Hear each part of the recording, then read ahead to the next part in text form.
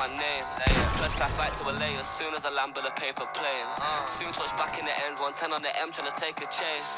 Big fat stack in my bag when I unzip that finna make it rain. Call when we run down the screen, right wrist and left wrist the screen. She said what I want, what's going on, why am I wet, gal that's rain. Call when we run down the screen, right wrist and left wrist the screen. She said what I want, what's going on. Meanwhile. What? Controller player! That is a controller player! This shit, I'm out.